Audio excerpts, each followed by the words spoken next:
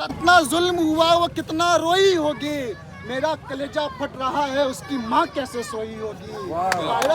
3 साल की फूल सी बच्ची, कुशेश्वर स्थान की मात्र 6 साल की बच्ची, आखिर इन लोगों की क्या गुनाह थी।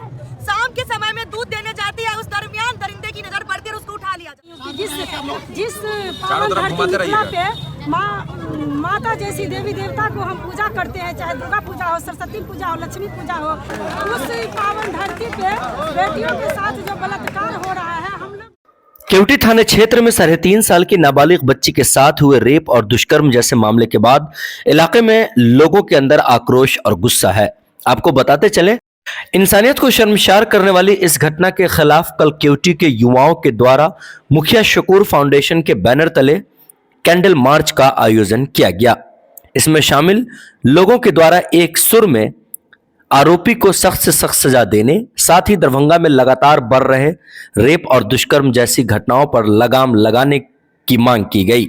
आपको बताते चले, पिछले दिनों दरभंगा जिला के कुशेश्वर स्थान थाना क्षेत्र में 6 साल की बच्ची के साथ रेप और दुष्कर्म जैसी घटना हुई। इस घटना को हुए 48 घंटे भी नहीं हुए थे कि दरभंगा जिला के केवटी थाने क्षेत्र में एक 3.5 साल की नाबालिग बच्ची के साथ रेप और दुष्कर्म जैसी घटना सामने आ जाती है। बच्ची का इलाज DMCH में चल रहा था, लेकिन जिस प्रकार से दरभंगा जिला में 48 घंटे के भीतर 2 बड़े मामले रेप जैसे हुए, दोनों छोटी नाबालिग बच्ची के साथ कहीं ना कहीं इंसानियत को शर्मसार करने वाली यह बड़ी घटना के खिलाफ लोग आक्रोशित हैं और फास्ट ट्रायल कोर्ट के जरिए आरोपी को सख्त से सख्त सजा देने की मांग कर रहे हैं। मुखिया शकूर फाउंडेशन के बैनर तले निकाले गया कैंडल मार्च 0 माइल चौक से लेकर केवटी थाने तक निकाला गया, जिसमें बड़ी संख्या में लोग शामिल हुए।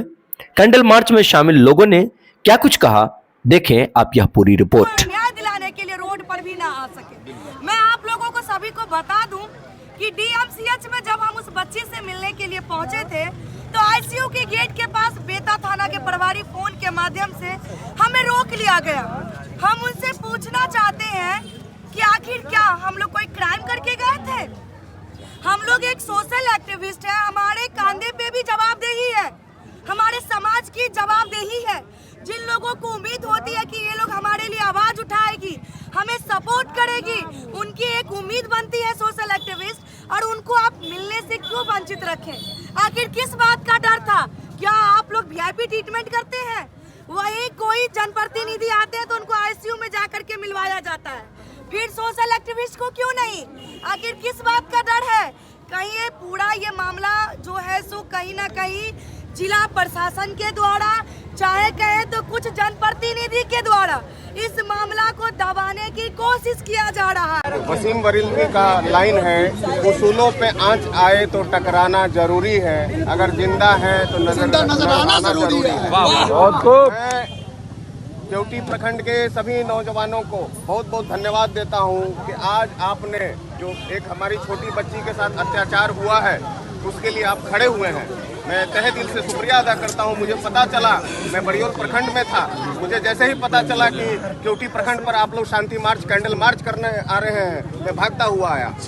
हमारी सरकार जो ये गूंगी बहरी सरकार है, बेटी बहनों की सुरक्षा नहीं कर पा रही है। 48 घंटे के अंतराल पर कई बलात्कार हुए हैं, छोटी छोटी बच्चियों की रक्षा नहीं हो पा रही है। तो उस स्टेट की क्या जिम्मेवारी, जिस स्टेट का CM का कोई पता ही नहीं चलता है कि कभी इस पार्टी में राजनीतिक मंच नहीं बनाना चाहता हूं, लेकिन हकीकत यह है कि जिस प्रदेश का मुखिया, जिसकी कोई नीति नहीं है, कोई निर्धारण नहीं है, कोई सुरक्षा की गारंटी नहीं है, हर वर्ग आज अपने आप को ठगा महसूस कर रहा है, चाहे दलित हो, मुसलमान हो, महिलाएं हो, फॉरवर्ड है, बैकवर्ड। मैं किसी जात की बात नहीं करता, मैं हर एक बिहारी की आवाज उठाने के लिए आया हूँ कि जो भी दलित है, पीड़ित है, उसके लिए हम लोग खड़े हैं। मैं सभी नौजवानों को धन्यवाद देता हूं कि आपने आज बहुत अच्छा काम किया कि जो हमारी बेटी के साथ अत्याचार हुआ उसके लिए आवाज उठाया। जो विपक्ष को करना चाहिए था वो हमारे केवटी के नौजवानों ने किया। बहुत बहुत धन्यवाद। बहुत शुक्रिया।